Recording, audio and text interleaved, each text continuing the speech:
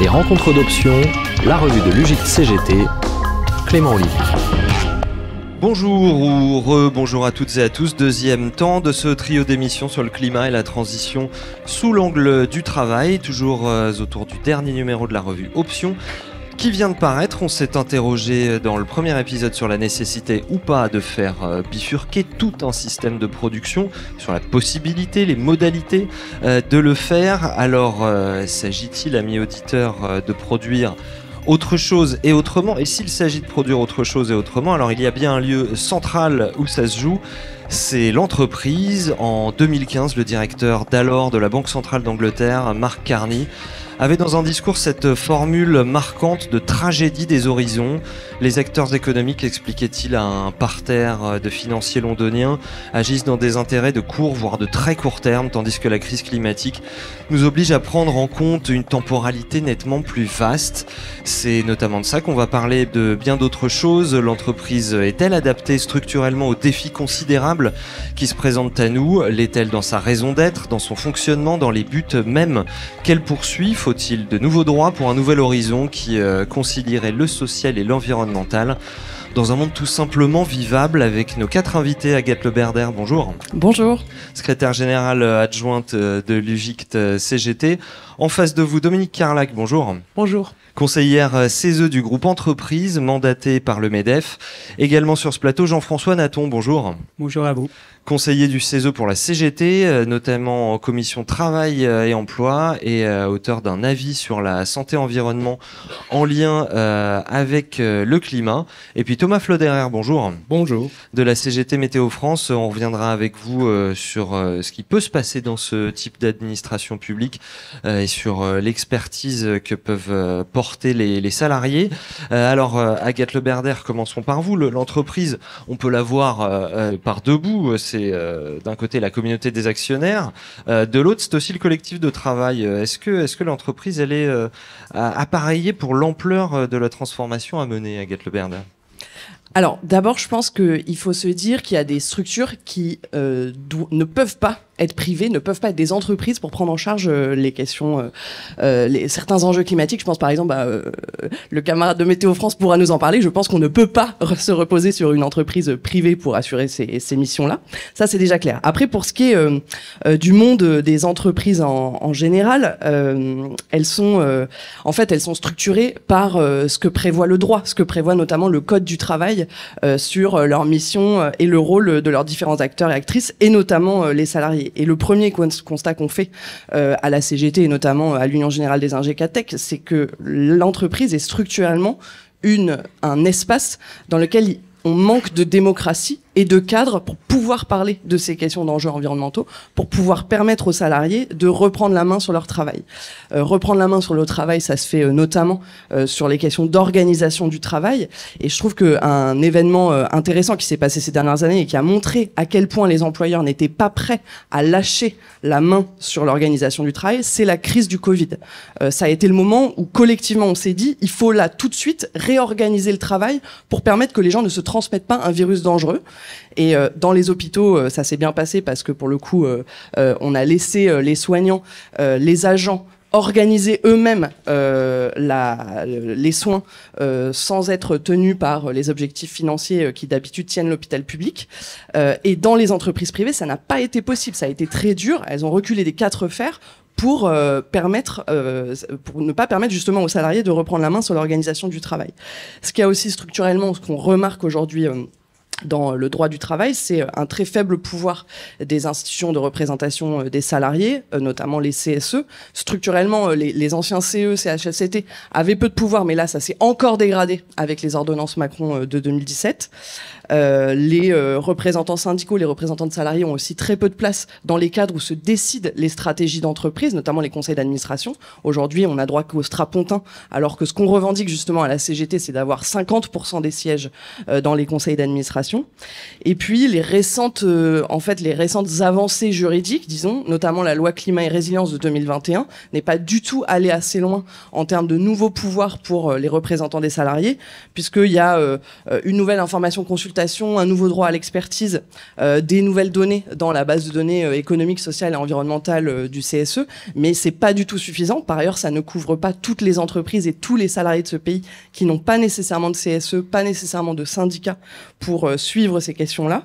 Pour ce qui est de la base de données économiques, sociales et environnementales, par exemple, elle ne comprend que des informations dont on dit qu'elles sont de scope 1, c'est-à-dire sur les émissions directes de l'entreprise de gaz à effet de serre, et pas les émissions de scope 2 et 3, c'est-à-dire la consommation d'énergie et les émissions indirectes, notamment liées au transport. Or, l'enjeu du contrôle du pouvoir des salariés sur la production, c'est aussi de pouvoir avoir une vision globale sur les impacts climatiques de la production dans l'entreprise. À ce sujet-là, du coup, on fait de nombreuses propositions à la CGT. Elles ont notamment été présentée à la Première ministre le 12 juillet, quand elle a réuni les organisations syndicales, l'idée que les salariés puissent avoir un droit de veto et de proposition par rapport aux projets qui sont portés par leurs employeurs. Je disais 50% de sièges dans les conseils d'administration, mais aussi la possibilité pour les CSE, les conseils sociaux et économiques, de pouvoir rendre des avis conformes sur les projets qui ont un impact sur l'environnement. Or, aujourd'hui, c'est pas le cas, puisque les employeurs peuvent tout à fait faire fi des avis du CSE, y compris s'ils sont négatifs. Dominique Carlac, oui, vous qui êtes justement côté employeur, est-ce que tout simplement la transition, est-ce qu'elle peut se faire sans les entreprises ? D'abord, merci de m'avoir invité. Merci à Fabienne et à Jean-François, avec qui je siège au CESE, de m'avoir invité. On est collègues, je peux pas dire qu'on est camarades, mais on est collègues. Voilà. Donc, j'ai voulu venir parce que la question de la table ronde m'a titillé, m'a intéressé. La façon dont c'était formulé, ça m'a plu. Je veux dire que heureusement qu'il y avait qu'on a bien bossé. Heureusement qu'il y avait un point d'interrogation, parce que sans le point d'interrogation, j'aurais eu plus de mal. C'est-à-dire, l'entreprise est-elle inadaptée ? Je vais essayer de vous démontrer le contraire. Pour moi, le rôle de l'entreprise sur les enjeux climat, il est majeur. Il est majeur. Alors pourquoi ? Parce que les entreprises peuvent être, je dis pas sont, je suis pas affirmative à 100%, mais peuvent être des solutions.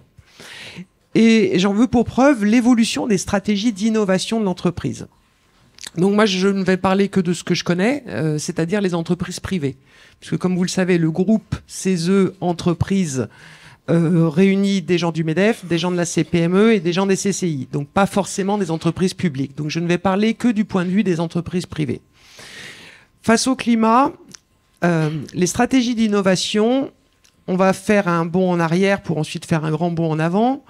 Au XXe siècle, les stratégies d'innovation des entreprises misaient tout sur l'efficacité. Vous voulez vous chauffer, vous loger, vous nourrir, vous soigner.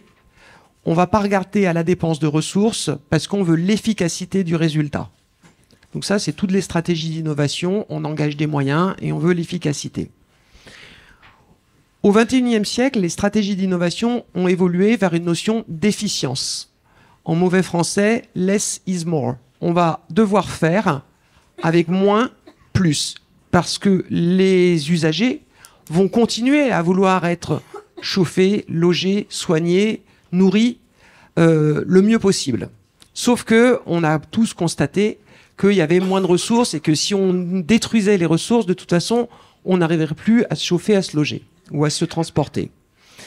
Et donc l'observation qu'on a fait dans les décisions d'investissement pour pouvoir se chauffer, se loger et tenir compte des enjeux du climat ont été les suivantes. D'abord, il y a une trentaine d'années, on disait il faut déjà qu'on rattrape notre retard en France par rapport à d'autres pays qui sont plus en avance. Donc on citait toujours le Japon, l'Allemagne, les États-Unis.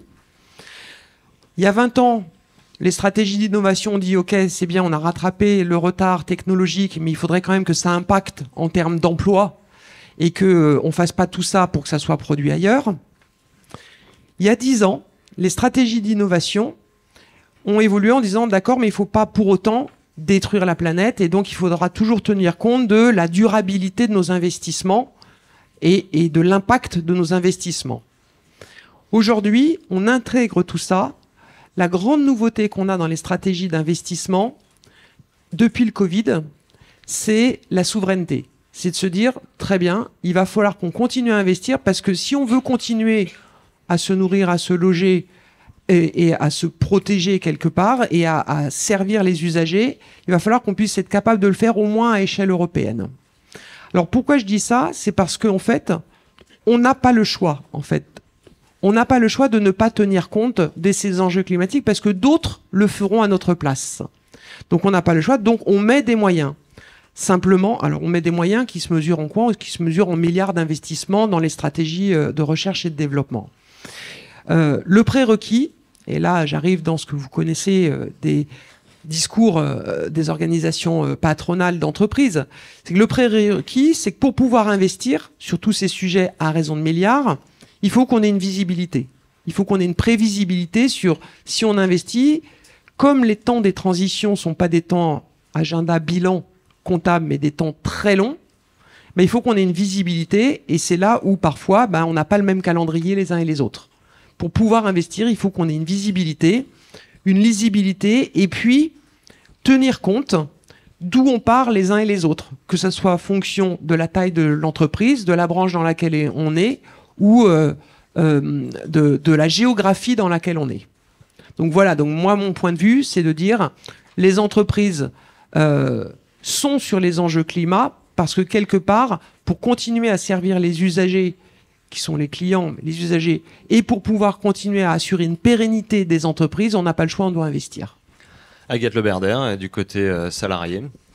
Je pense que c'est intéressant de parler de cette question d'innovation, d'investissement, parce que le problème, ce qu'on remarque aujourd'hui sur comment les richesses sont produites en France et comment elles sont surtout partagées, c'est qu'on ne voit pas aujourd'hui les dépenses d'investissement augmenter, tout comme on ne voit pas les dépenses de salaire augmenter. Ce qui augmente dans la valeur ajoutée, dans les richesses qu'on produit chaque année depuis les années 80, ce sont les richesses qui ont été versées aux actionnaires, qui sont versées aujourd'hui au profit, et c'est un des deuxièmes aspects, je pense, qui structure en fait le fonctionnement de l'entreprise aujourd'hui par rapport à ces enjeux climatiques. Je vous ai parlé du droit, du cadre juridique qui régit les relations sociales. Est-ce que, en gros, les salariés ont le pouvoir de faire bifurquer aujourd'hui leur entreprise? La réponse est non, parce que le droit est insuffisant. Le deuxième élément qui structure le fonctionnement des entreprises aujourd'hui, c'est la question de la stratégie. Or, la stratégie, elle est portée par les employeurs et elle s'inscrit dans une dynamique qui existe depuis les années 80 de financiarisation de l'économie. Ça a été évoqué dans la première table ronde, mais et qui est en fait dirigée dans un calendrier. Dominique Carlac du MEDEF a évoqué un calendrier qui est différent. On n'a pas les mêmes échéances à court terme, mais c'est vrai parce que les actionnaires sont avant tout mus par le court-termisme en fait des dividendes qu'on leur verse, et ça détermine la totalité du fonctionnement de l'entreprise aujourd'hui, avec voilà un court-termisme actionnarial qui détermine ce qu'on appelle à l'UJIC-CGT le Wall Street Management, c'est-à-dire des politiques managériales orientées uniquement pour sortir de la valeur aux actionnaires. Et donc ça, ce n'est pas compatible avec le pouvoir laissé aux salariés de reprendre la main sur leur travail. Sur ce sujet, il y a une note intéressante qui a été publiée par Natixis il y a 1 ou 2 mois, dont le titre était « Tant que le rendement pour l'actionnaire sera le seul objectif des entreprises, il ne pourra pas y avoir de transition énergétique ». Donc il est clairement posé que tant qu'on ne fera que répondre aux intérêts des actionnaires, on ne pourra pas engager véritablement la transition dont on a besoin. Je trouve que c'est intéressant que Dominique Carlac du MEDEF ait parlé du less is more, parce que c'est littéralement ce que tous les salariés vivent dans les entreprises depuis les années 80. C'est le lean management, c'est la réduction des moyens, la réduction des effectifs, la réduction des délais qui a conduit à ces politiques managériales délétères, à la fois pour la santé au travail évidemment, mais aussi pour les projets de long terme, notamment de transition climatique. Votre réponse, Dominique Carlac, c'était ça la question structurelle qui était posée. Alors, deux éléments de réponse. Le less is more, c'était vraiment dans la captation de ressources pour arriver à un résultat. Je vais vous donner un exemple hyper concret. C'est une question de rendement, ça. C'est pas qu'une question de rendement. L'industrie des pâtes et couscous, ça va être très concret, était en décrépitude complète en France. Pourquoi ? parce qu'en fait, on n'était pas assez compétitif, parce qu'on n'avait pas rénové les process de fabrication. Donc on se faisait tailler des croupières d'un côté par les Italiens qui faisaient des meilleurs produits et par les pays à faible coût de main-d'œuvre qui produisaient moins cher. Est-ce que les entreprises ont dit, bon ben, du coup, on disparaît? Non. Les entreprises ont dit, on reprend nos procédés et tout l'argent qu'on met dans le gaspillage de l'eau et de la chaleur que l'on fait, on va innover sur les procédés pour pouvoir produire avec moins d'eau et moins de chaleur de manière à maintenir de l'emploi et une activité pâté couscous en France et en Europe.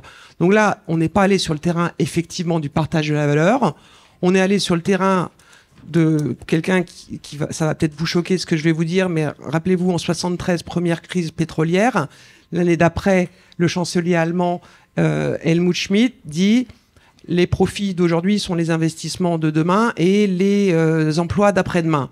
On est vraiment dans cette logique-là quand on parle typiquement sur un exemple concret de l'agroalimentaire qui est si on ne fait pas ça, de toute façon on disparaîtra.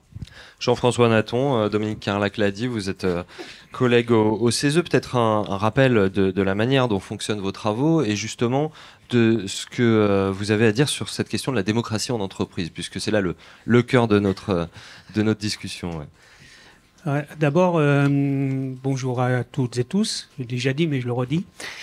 Et puis, si je peux m'autoriser, c'est vraiment saluer l'initiative prise et de réoser transformer le travail.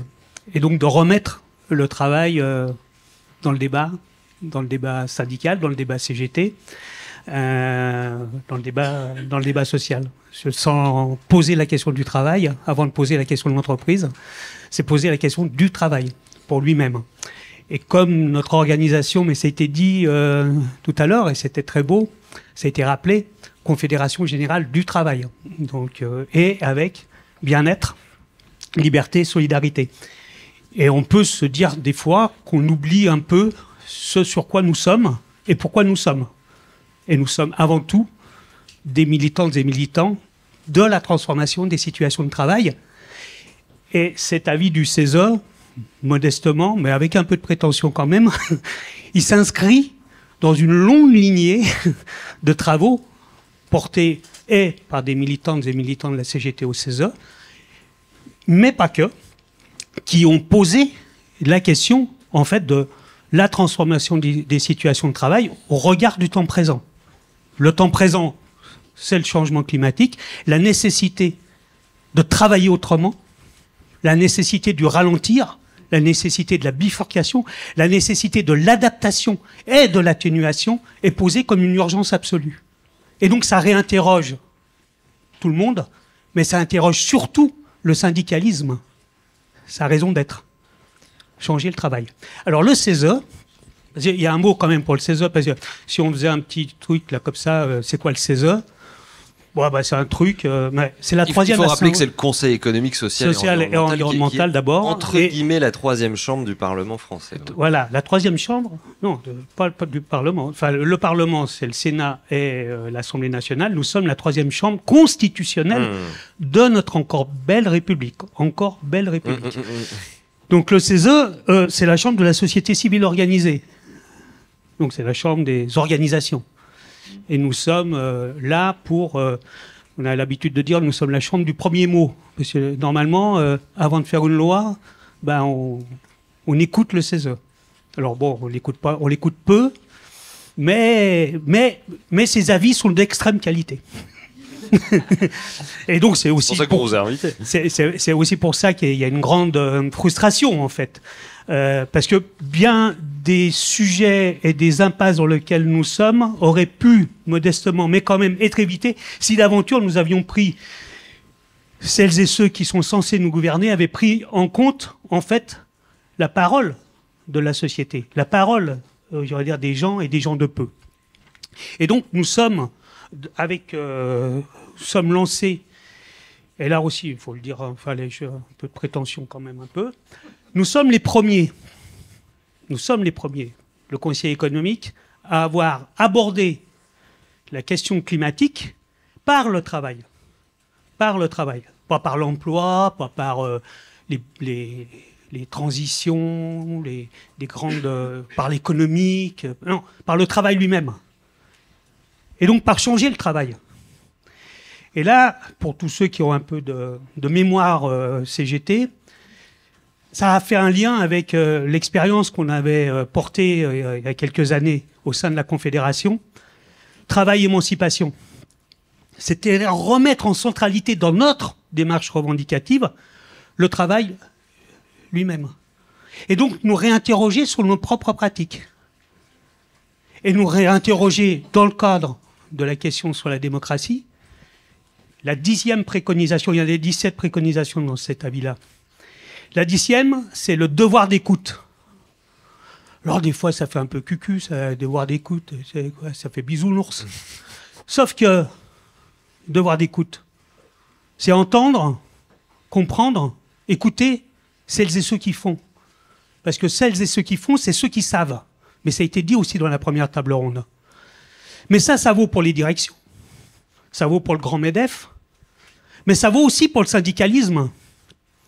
Écouter, entendre, comprendre les travailleuses et les travailleurs pour mettre en œuvre, en fait, ne plus se considérer comme un syndicaliste de sachant qui va dire ce qui est, mais prendre en compte la réalité pour oser toujours être dans ce que nous sommes, un syndicaliste de transformation, ça vaut aussi pour nous. Donc la démocratie et le devoir d'écoute, ils s'impliquent et ils s'imposent aussi à nous-mêmes. Un mot, justement, je vous en prie, poursuivez sur ce qu'il y a dans cet avis, c'est-à-dire que la question de la santé-environnement est reposée avec une grande acuité par le dérèglement climatique. Voilà, donc en prenant l'angle du travailler autrement, ça a été, j'aurais dire, ça a été posé la question du travailler autrement. Si on veut être dans une stratégie d'adaptation et d'atténuation, ça impose donc cette stratégie du travailler autrement. Et donc il faut partir, j'aurais dire, de l'expertise, comme on dit, des travailleuses et des travailleurs. Donc il y a toute une déclinaison dans les 17 préconisations. Là aussi, alors cet avis était voté à l'unanimité, très important. Voté à l'unanimité. Alors vous allez me dire, ouais, ben s'il est voté à l'unanimité, comment vous avez réussi à mettre d'accord le grand patronat, les ONG, les associations. Ben, c'est toute la richesse du CESE, ça. C'est de loin du bruit et de la fureur. On est capable de vraiment travailler à ce qui va rassembler, plus qu'à cultiver ce qui va nous diviser pour finir à ce qu'il y a rien du tout. Il y a un statu quo. Donc là, on s'est mis d'accord et voté à l'unanimité 17 préconisations. Il y a des préconisations qui viennent, appuyer sur des travaux qu'on avait déjà menés et qu'on avait menés dans cette maison. Enfin, quand je dis cette maison, c'est la CGT, pas cette maison, la fabrique, là. Joli mot, d'ailleurs, la fabrique.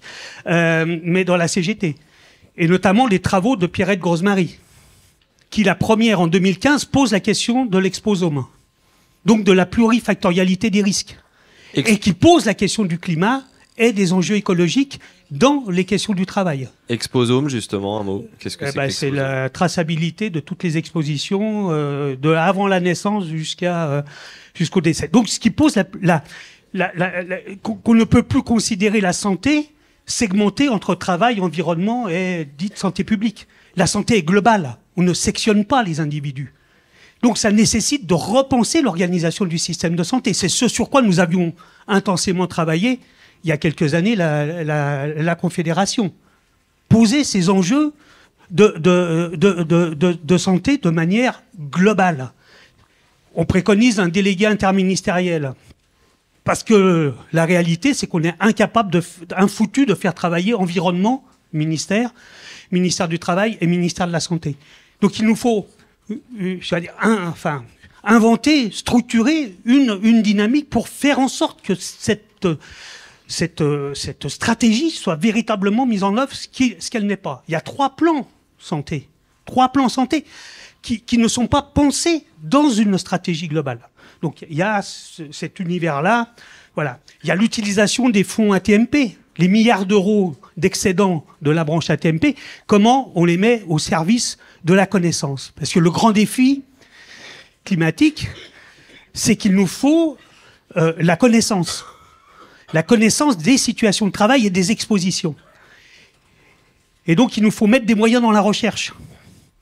Il nous faut remettre des moyens de remontée d'informations. Donc, il y a toute une stratégie qui est développée dans la vie autour du document unique de prévention. Comment on va utiliser le document unique pour faire remonter l'information au niveau, notamment de la DARES, pour pouvoir avoir une lisibilité de ce qui se joue dans les boîtes en termes d'exposition professionnelle. Les deux autres grands thèmes, ce nouvel âge de la démocratie au travail, qui est fondamental, parce que sans implication, alors avant, quand on était plus jeune, on disait l'implication des masses, mais là, on va dire l'implication des travailleuses et des travailleurs, il n'y aura aucun changement. Aucun changement. Mais ça passe par une conscientisation, et donc il y a toute une série de préconisations sur la formation, dont cette journée fait partie. Et c'est là la grand merci à l'UGIC d'oser, parce qu'en requestionnant le travail et le climat, c'est se réinterroger nous aussi, syndicalistes, dans le moment présent. C'est pas que les autres, c'est aussi nous.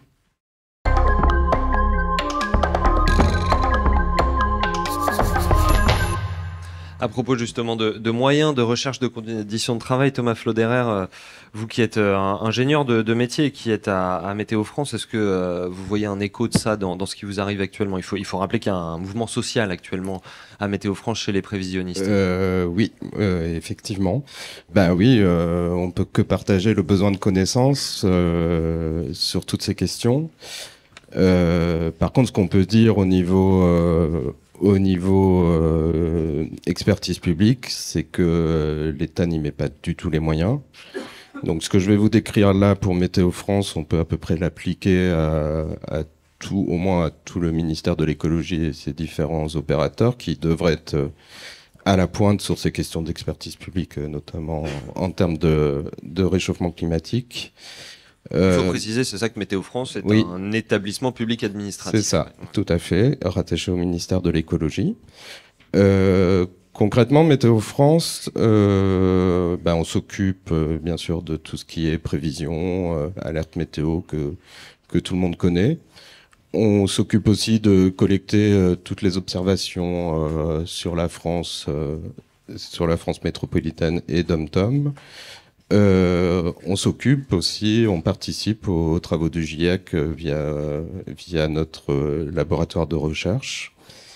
Donc on pourrait penser que on devrait être à la pointe en termes de moyens vu les enjeux. Concrètement, depuis 15 ans, Météo France a perdu 1200 postes, soit un tiers de ses effectifs. On a perdu la moitié de nos implantations territoriales. On était il y a 15 ans sur un maillage départemental. On n'est maintenant plus que sur un maillage interrégional, je vais dire.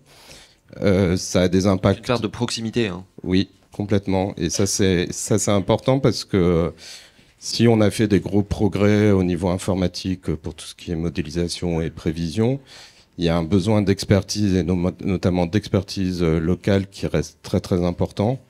Et ça, avec la fermeture de ces stations locales, on a clairement perdu cette expertise et qui devrait être là actuellement parce que avec le changement climatique, on a besoin d'avoir des gens au plus près pour pouvoir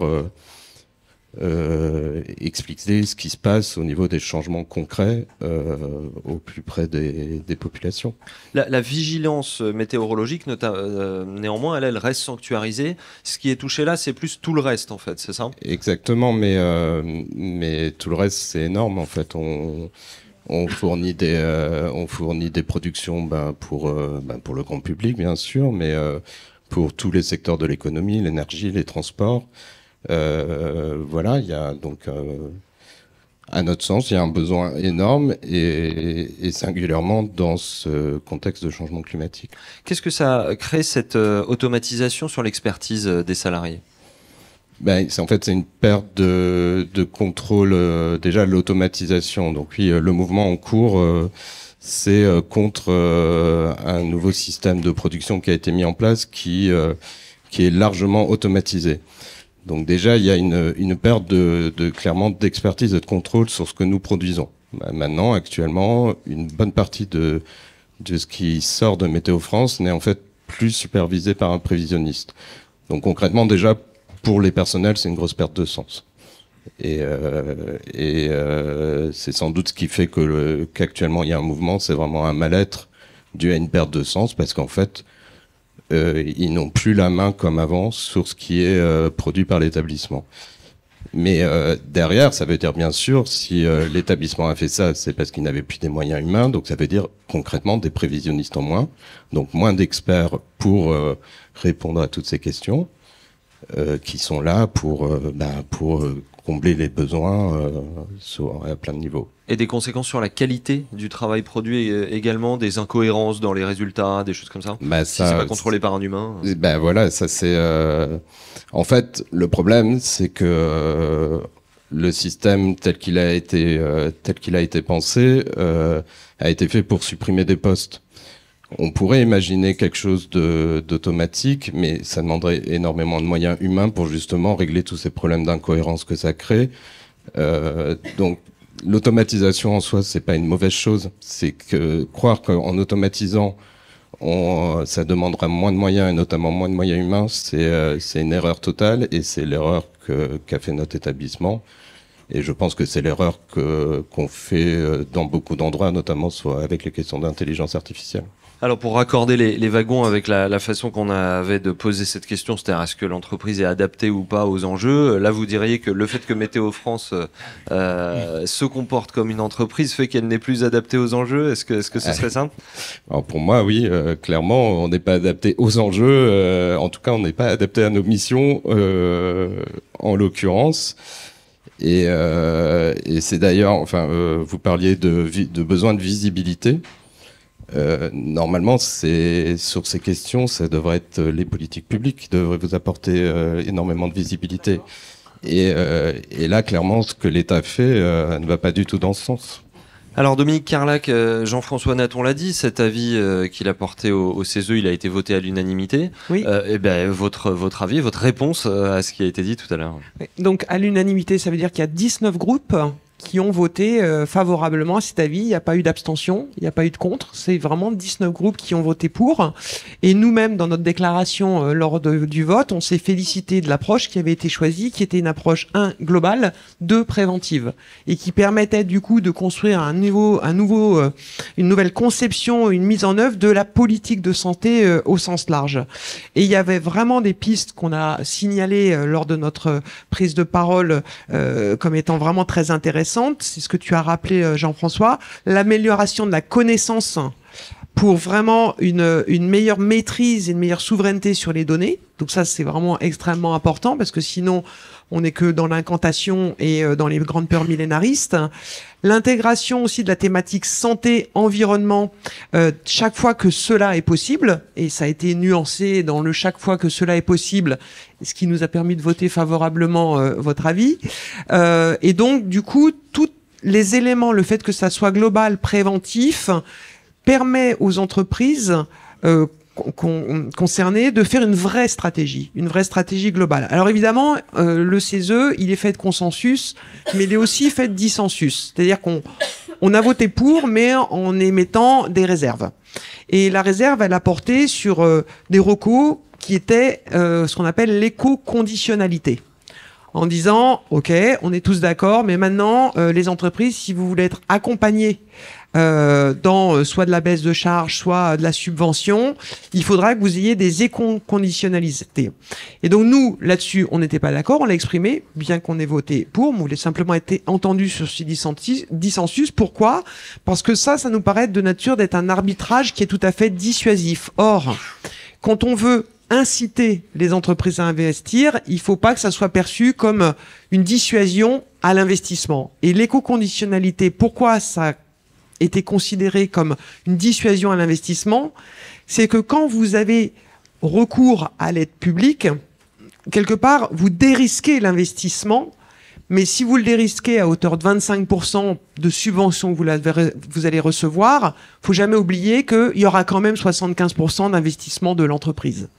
Et donc, le 75%, c'est ça la conditionnalité, en réalité. C'est qu'est-ce que l'entreprise met sur la table, en échange de quoi elle a le droit à quelle aide.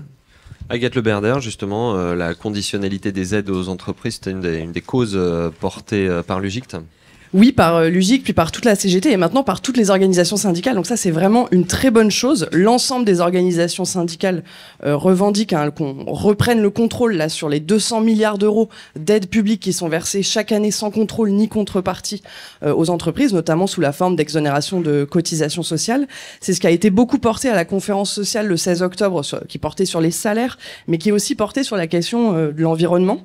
Je pense que c'est hyper important, d'abord parce que c'est de l'argent public sur lequel on a le droit d'avoir un contrôle citoyen. C'est grave qu'aujourd'hui, de l'argent public serve à financer des projets qui peuvent potentiellement être néfastes pour l'environnement, mais aussi pour les êtres humains. Et on a dans la salle un syndicaliste de ST Micro qui nous parlera cet après-midi de projets alternatifs portés notamment dans l'entreprise. Et ST Microélectronique, c'est un super bon exemple du n'importe quoi des aides publiques.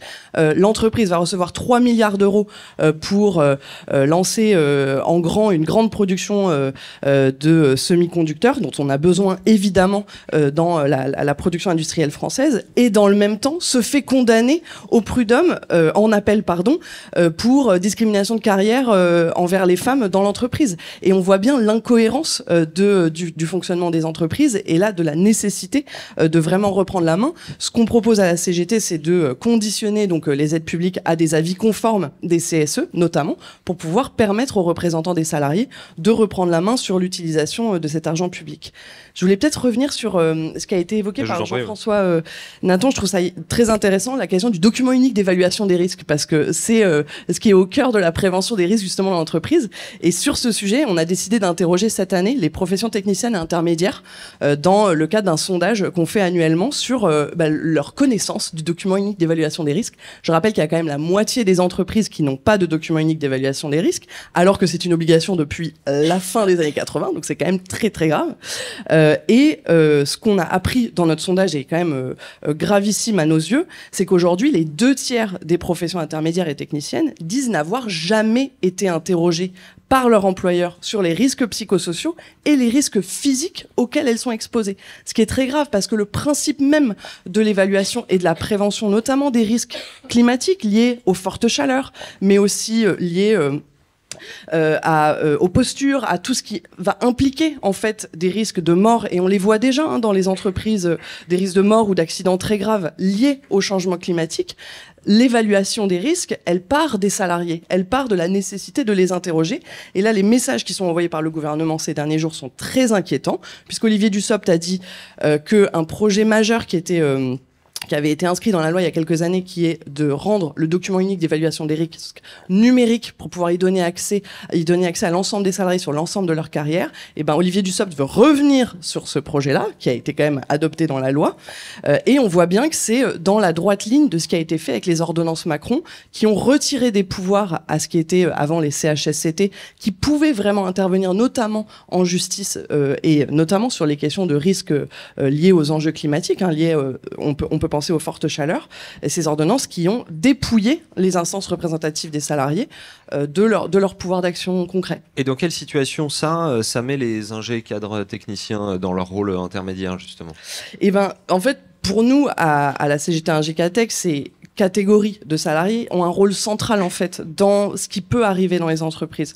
Pourquoi ? Parce que, au vu de leur place dans le processus de production, ils et elles ont accès à des informations, mais aussi ont théoriquement des marges de manœuvre pour les mettre en œuvre. Quand on est encadrant, quand on fait partie des millions d'encadrants qu'il y a dans ce pays, on impulse en fait des politiques managériales, on impulse des choix stratégiques qui sont le problème, et c'est notre problème aujourd'hui, décider uniquement au niveau des directions d'entreprise et uniquement influencé par les choix de court terme déterminés par les besoins des actionnaires, les besoins de versement de dividendes des actionnaires. Et le problème des Ingecatech aujourd'hui dans les entreprises, mais aussi dans les administrations, c'est qu'on les force, notamment sur les questions environnementales, de se soumettre en fait à ces politiques managériales, à ces grandes stratégies actionnariales, ou s'ils ne le supportent pas, de se démettre, de quitter l'entreprise. Si vous n'êtes pas content, alors vous partez, vous n'avez qu'à partir et aller travailler ailleurs.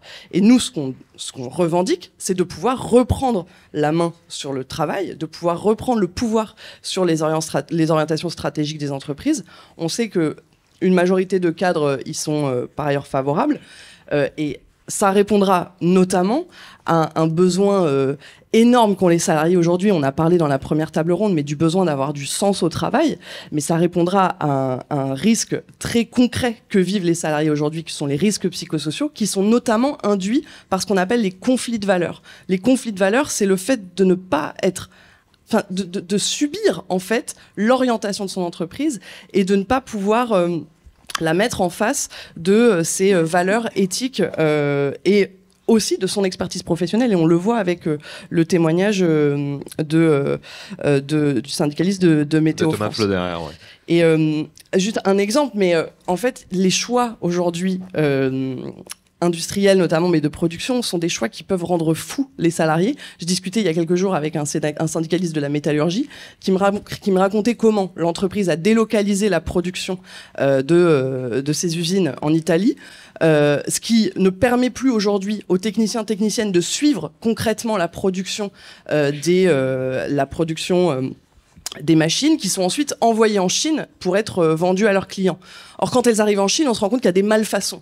Qu'est-ce qu'on fait de ces malfaçons ? Eh bien, on les renvoie par avion à l'usine italienne pour que des techniciens français se déplacent en Italie pour jeter un œil et voir ce qu'il faudrait changer dans la production. Tout ça n'arrivait pas, en fait, il y a quelques années, quand les techniciens, les techniciennes, les encadrants, les cadres, les ingénieurs étaient en direct sur les lignes de production et pouvaient ajuster la production et surtout contrôler le travail. Et aujourd'hui, on a des ingénieurs, des cadres, des techniciens qui deviennent fous à cause de ces choix industriels qui les conduisent à devoir commander des FedEx à n'importe quelle heure du jour et de la nuit pour faire revenir des machines qui ont des malfaçons, par exemple.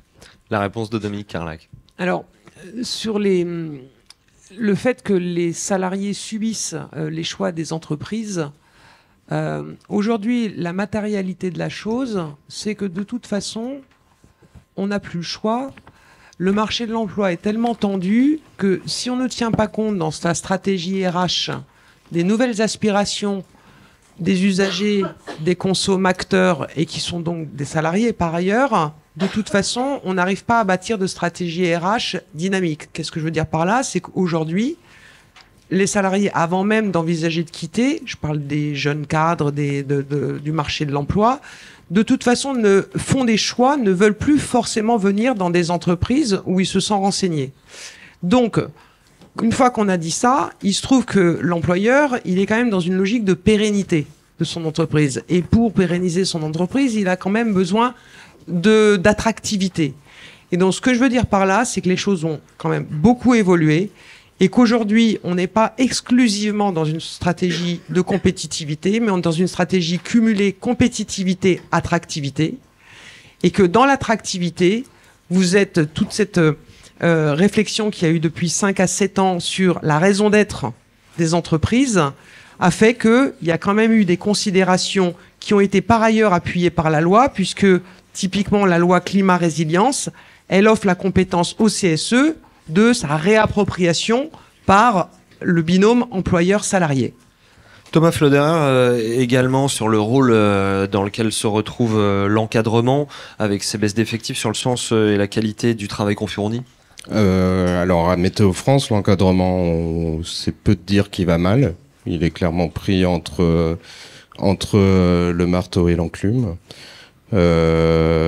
C'est des injonctions paradoxales constamment. On demande constamment de faire plus avec moins, avec en plus une injonction vers l'encadrement à ce que les gens globalement aillent bien, ce qui n'est pas possible, et donc une responsabilisation en fait sur le mal-être qui est assez, à mon sens, assez délétère. Un mot pour conclure, comment vos perspectives sur tout ça? Mais ouf. Des moyens. Non, mais clairement, ce qu'il nous faut, c'est des moyens. Si on doit être optimiste, on a une jeune génération qui, sur toutes ces questions climatiques, nous, on voit les nouveaux arrivants à Météo France, ils sont vraiment très très engagés. Donc ça fait plaisir et ça donne de l'espoir. Mais du coup, ça nous impose encore plus d'y mettre les moyens pour répondre à leurs attentes. Jean-François Naton, un mot pour conclure. Dominique Carlac l'a dit, effectivement, depuis 2021, les CSE ont des prérogatives environnementales. La notion également de responsabilité sociétale des entreprises qui est passée par la loi Pacte.